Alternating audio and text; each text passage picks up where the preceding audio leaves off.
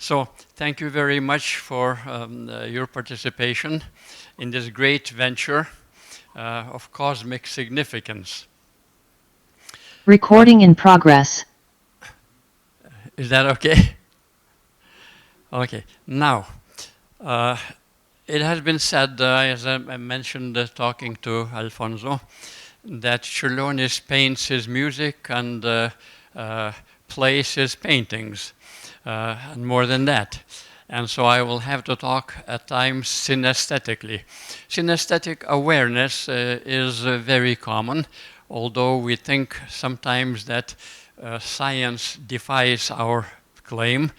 We hear with one part of the brain, we see with another part of the brain, and we touch with a 15th part of the brain, and they will never meet. But you cannot explain the events of human history when a painting sends armies with shouts of fury to conquer the world, and you cannot explain why martial music appears in tanks and aeroplanes. So they are integrated, and you cannot separate them except for analytical purposes. So I think Čiurlionis does paint his music and plays his paintings. So that synesthetic is granted uh, in any awareness. Now, one thing I want to emphasize to begin with is that human experience is quite common. Uh, Somebody says you cannot speak for somebody else's experience. In short, I could not speak and understand what Socrates has seen and how he looked at the world. Well, if cannot do that, then I cannot understand what Socrates said or what Plato said about Socrates. In short, when I discuss dialogically with Newton or Čiurlionis, that means we understand each other. Otherwise, I cannot say anything about Čiurlionis. So I will start with one minor thing of note, perhaps, that Čiurlionis traveled a lot, as everybody knows, and he had in Warsaw a friend who had a salon with many intellectuals attending. Wellman, the lady. And what is at issue here is a peculiar mode of awareness which we engage in every day. When you encounter someone and you say, "You changed a lot," before you remember, you see through the present image, the depth, not past, before memory. When you say, "I see that you have changed a lot," you see both the presence of so-called past, but in depth. Čiurlionis, awareness, when he talks about his encounters with other people, the salon where they talked about wounds, the psychology, where they talked about Ramayana and talked about Shiva and so on, he did not remember those things. But through the talk, he saw Sita, he saw Rama, he saw India. In short, we have awareness which is constant depth. Prior to our remembering, when I speak of Plato, I do not say, "When did he live?" I remember Plato. I can see through his writings how he points to the world, how he articulates the world without himself being visible. So that depth phenomena is present in all Čiurlionis' works. When Alfonso was talking about first picture, there was a fish and so on. Well, the fish is not complete because it appears in a specific shading, And so there is more to the fish than the image. I call that fishiness. In short, essence is not what you see. This thing is the only thing I see.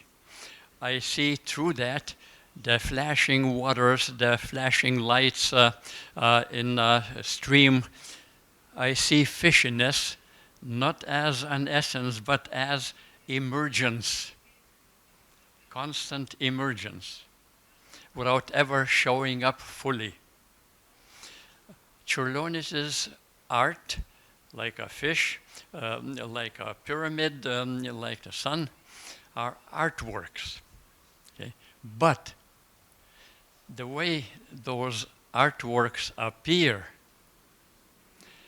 they appear in very different dimensions. And Čiurlionis is in fact captured by those dimensions. I call they being captured by an aesthetic dimension. Now I'm making a sharp distinction between art and aesthetics. Art are figures. You see them. They have colors. They have shapes. But in Čiurlionis, the colors and shapes are emerging, upsurging, but never leave a total field. And the field, as aesthetic, does not signify anything. It is what Greeks called the eistaton, the passion, the encompassing presence that moves you. In Lithuanian, you hear, that's why Čiurlionis loved Lithuanian songs, because what you capture in Lithuanian songs, for example, music, are pure aesthetic dimensions. When you say, and evenings were blushed with purple. An evening is not a thing. We make mistakes when we use language. We say, well, evening is dark. There is no evening. There is that upsurging darkness, which is not a color of anything. Okay? When you say the blushing evenings, the blushing is not a color of anything. The blushing evening is not a thing. So you have two dimensions, which are phenomena, but which are not a color or expression of anything. Yet, those dimensions are present, out of which the fish emerges, the mountains appear, but the mountains appear only in the shading of those dimensions. Okay? The evening blush is across the grass, across the trees, pervades them, but is not a characteristic of anything. Greeks worship that as eistaton, the beauty of the universe, not of things. Okay? So the dimensional awareness is, you can imagine, if you read, for example, Spanish literature or any literature, Dostoevsky or Tolstoy, Zola, he writes across one dimension. And all his figures are appearances of that dimension, what they called naturalism. But naturalism of a very peculiar kind, very coarse, very base. Paula or Nana, they are women. They have no tragedy. They are basic. What is all about them? Paula is what? She wins everything because of her plain sex. She is Venus with coarse legs, okay? And she is natural. Just as Paula, Nana, she is basically healthy. And she can flash her health everywhere. In short, naturalness of that kind is a phenomenon which shades across all these figures. All these figures appear, in quotes, in the presence of this dimension that you cannot escape. Now, one thing about these dimensions, that you do not face them. You're not saying, well, Nana is natural, Paula is natural, and so on. You are in those dimensions. Okay? So now the point of Čiurlionis, he is not painting panoramas or paysages. He is in them. See, the philosophical issue, how to see the world while you're in it, while you're encompassed by it, while you are moved by it. So he does not paint objects. He is not a subject. He does not have an ego or a self. He is moved by the dimensional presence. Like say, the glorious sky. Well, there's nothing else but the glory. And you cannot say, well, I walk every morning, and in the morning, the dawn, before I see the sun. And then you say, well, the sky is getting little shady, but then we have a bad metaphor. The sky is up, the earth is down. When I look up, when I look among the trees, the sky is underneath my feet. I am in the sky. When Čiurlionis paints those pyramids reaching toward the sky, they are in the sky. The sky is what shades them in specific color, but the color that is shading them has no color. When you see Čiurlionis' sea and forest, you see surging, upsurging blue that goes through forests, goes through trees, and the water is blue because of that presence, which is not a color. Perhaps you have read Melville. He talks about the whiteness, and everything looks whitish, the whale and the lepers, but the whiteness is not a color. It's a dimension that allows specific shading of artistic art colors. Okay, so in Čiurlionis paintings that Lingis showed and you showed, what you have is very peculiar way of painting and showing. You look yellowish. The yellowish appears on the pyramids, on various ponds, and so on, but it's shaded by a colorless color. The yellow appears across everything, but itself as a phenomenon that allows colors to appear is not visible. Okay, it's look, nocturnal music. Have you been, when you play music at night, that music is not just sounds. It is articulating the silence, articulating the presence of everything that is shaded in dark, but the night has no color. It's a dimension in which you are. things appear dark, and it has a depth you can never reach the end of.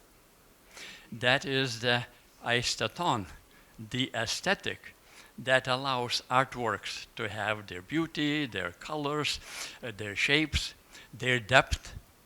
But all artworks, all figures emerge out of those phenomena, and those phenomena allow us to hear or see how these things look, how these things sound. Way back when America was not yet America, the first settlers, or the first occupants who came, they encountered the natives, the Chabulus, and one Mr. Smith or Captain Smith encountered an Indian princess. By the way, there are no Indians in America. The natives say, just because a drunken sailor, European sailor, did not know where he was, does not make us Indians, because he thought he was in India. Okay, so now, so he encounters Pocahontas. And Pocahontas asks him one question, and Mr. Smith was Westerner from London. And she asked him purely aesthetic question. Have you heard, orally, have you heard a wolf howling in the moonlight? There's moonlight. There's a sound. The moonlight shades the night.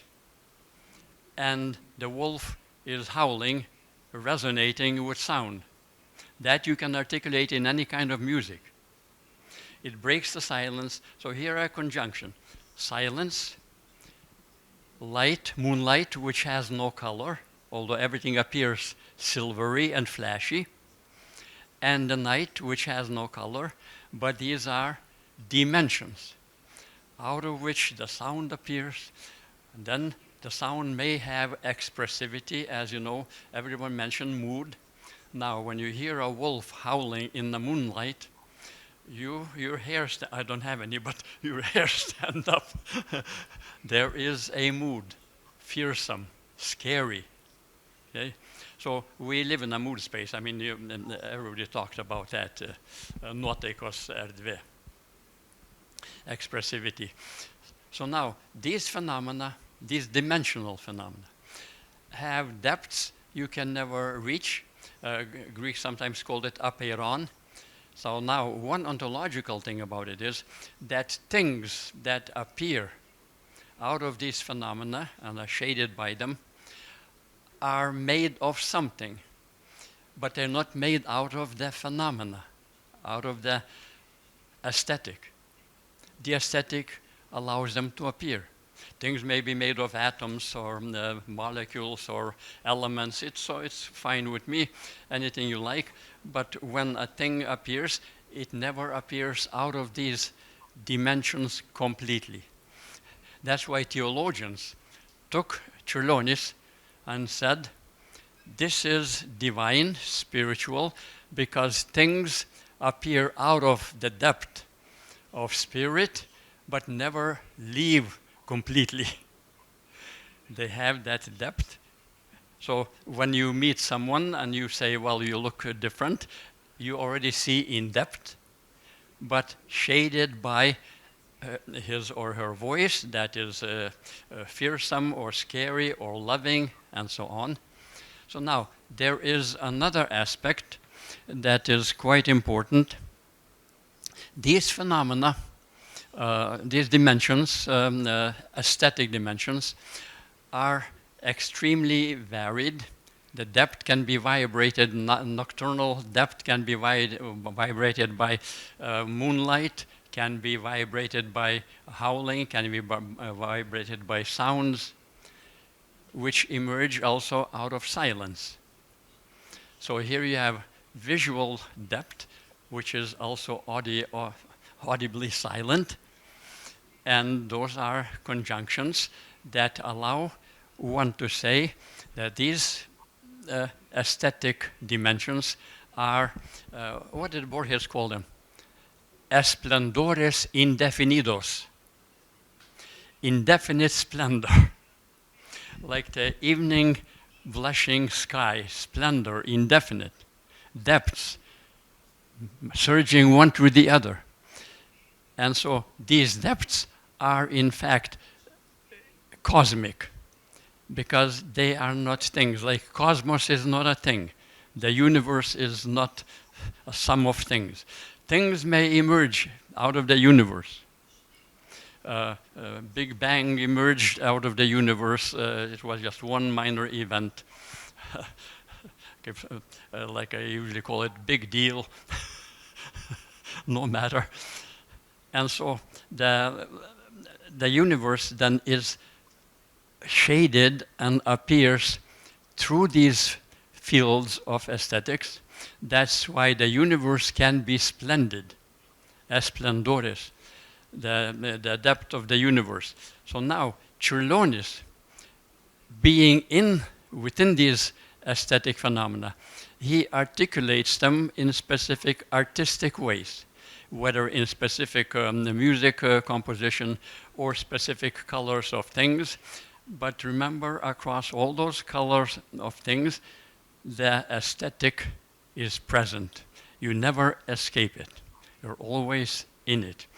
Now, next thing, maybe, do I have 2 more minutes? Infinite, indefinite, esplendores indefinidos.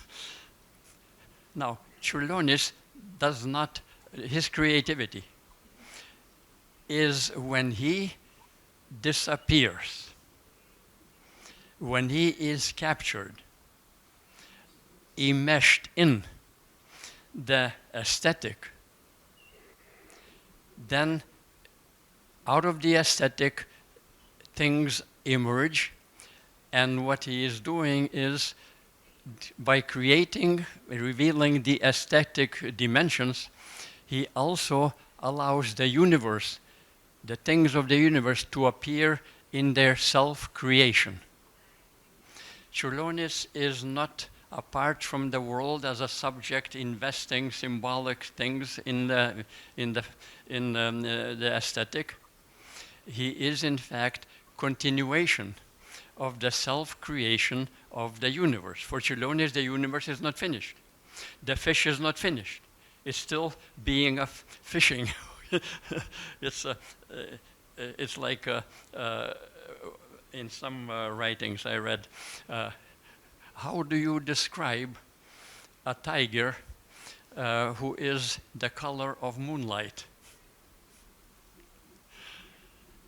Well, he will emerge in the color of darkness, in the shading of darkness. He will emerge as a howling, growling. He is tigering. He's not a thing yet. He is being created, and Churlonis continues that creation. See, if we are part of the aesthetic world, part of the depth of that aesthetic, of these aesthetic dimensions, then when we articulate them through things, artistic things, we are co-continuing the self-creation of the world, and that self-creation of the world is our own self-creation. Churlonis is not a subject looking at things and what I'm going to do with them. He is already in the dimensions, and he is moved by them. There is another aspect to his life, and that he was madly in love. And that means not in love in some sort of a natural way, like Nana or Paula, but in aesthetic way. That is, he was at the level of Indian Kama and Western Eros. That is, what is about these figures, Kama or Eros, is his wife. What happens? His wife is lovely. I mean, every touch that they have is total erotic passion. And that passion is also a dimension, like the passion of the storms across the trees. That is erotic. Erotic is not subjective. It is an expressivity that can be concentrated in one person. So she is his love, but that love is already part of the aesthetic dimensions across the universe. He's in love with the universe because of her, but because of her, the universe is also lovely. And that love appears before he met her. That passion already appears across everything. And when he met her, that passion got concentrated in one person. And the point here is this. When you read mythological works, when you read about mythological divinities, whether Aphrodite or what Artemis, the Greek divinities, well, they say these are figures, and we can paint them in art. But if you paint them in art, you have to introduce that they are aesthetic.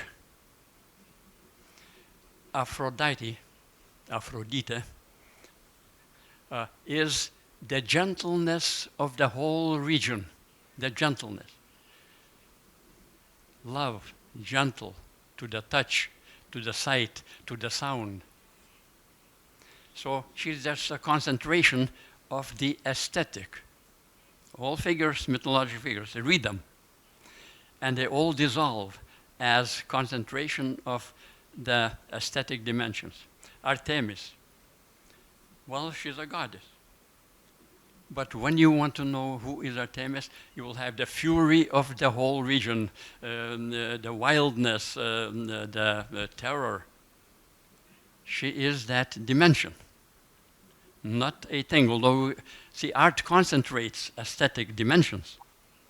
But those aesthetic dimensions are co-present, the depth, and out of which this particular figure appears. Okay? So Čiurlionis paints, and his love for his wife is precisely the whole dimension of eroticism across the universe.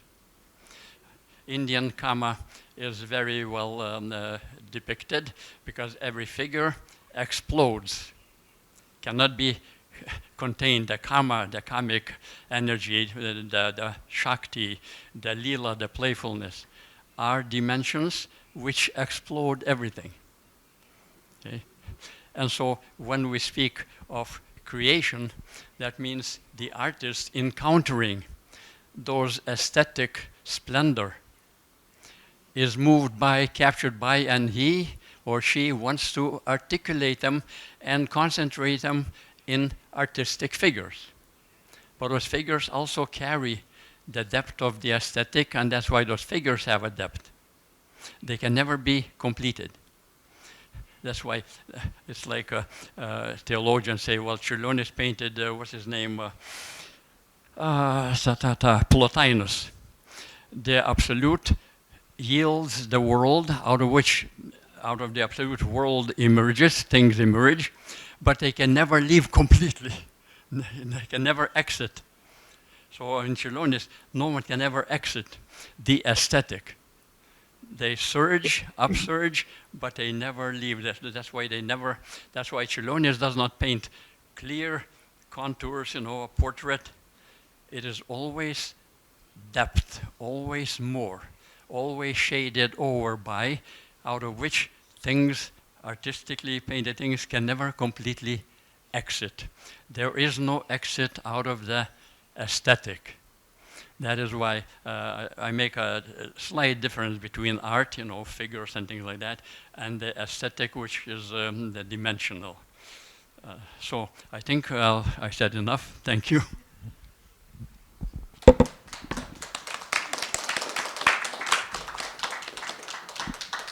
Thank you very much. Beautiful presentation, and I think we have a lot of interesting questions. Galima uždavinėti lietuviškai, aš išversiu. I want a beer. Aš noriu alaus, jau atidirbau.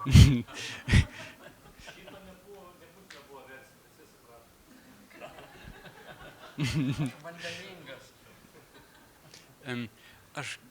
Maybe I have short question. If I understand well, I think I understand it quite deep. That aesthetics of Čiurlionis, in short, is aesthetics of love. I mean, sonatic period, because this period was very closely connected to his relations with his wife, with Sophia, and historically we can find that it starts, the sonata starts when we meet, and when after we married, he finishes them, but in fact the main concepts and the very idea, especially the initial sonatas, are full of, I don't know how to call, but it's something, like how to love your wife, and then it's not so banal, in fact, because this is the closest woman to you, and then it goes further if it works. I mean, and this situation was very thankful in terms that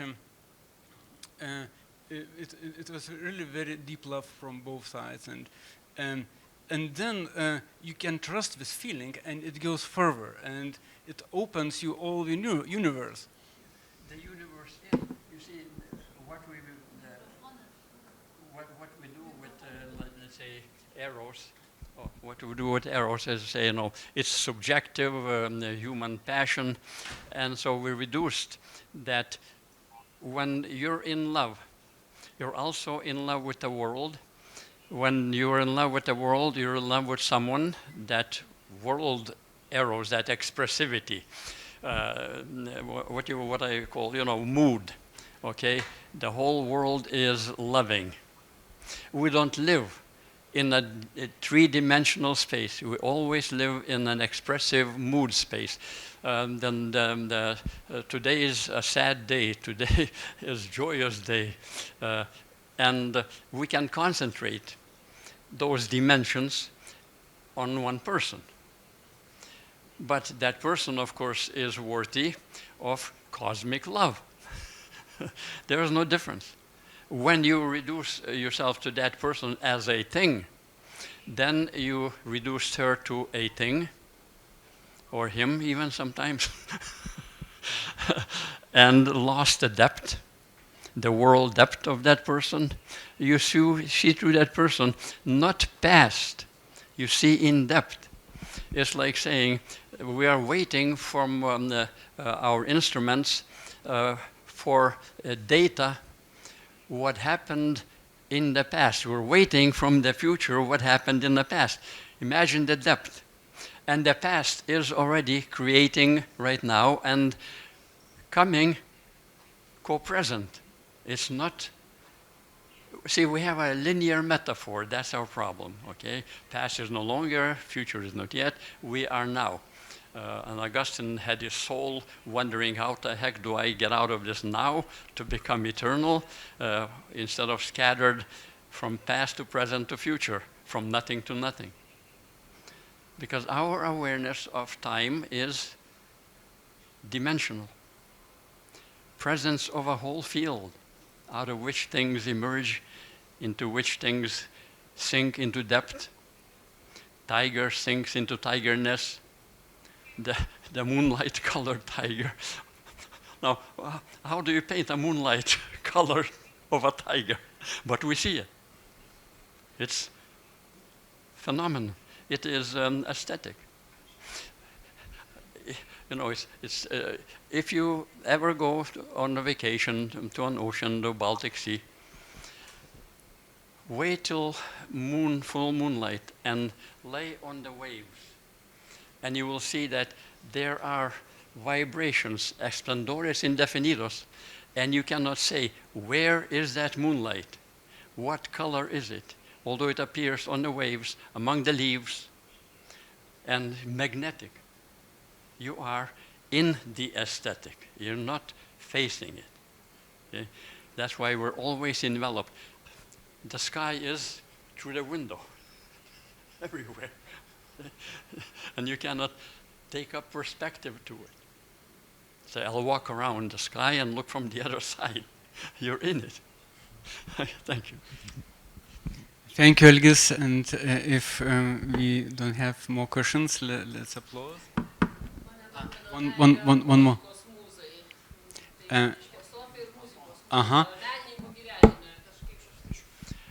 Musical muse. I heard the question. The thing is, music comes from muse. And that dimension is being ritualistic, oral, sound, but at the same time, the sound has visual and tactile contours. You can say very piercing sound, goes right through everything visually, very sharp sound, very dull sound, very soft sound, like the grass is soft.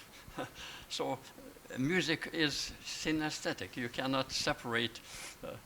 When Carmina Burana came to the United States, it was performed in Pittsburgh, and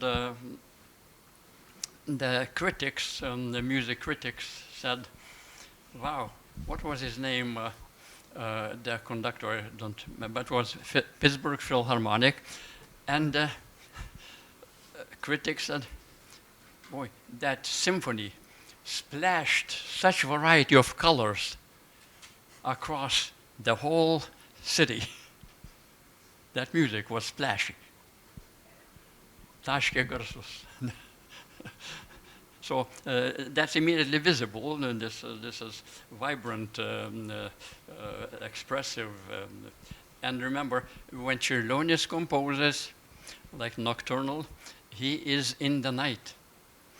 And he composes where every chord is not one after another.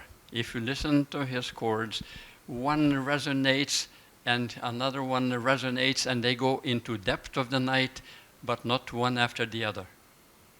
If you are a good musician, you don't play notes one after the other. One sound does not end before a next one begins. They intertwine, like the shadows and lights intertwine. You cannot separate them, dark and light.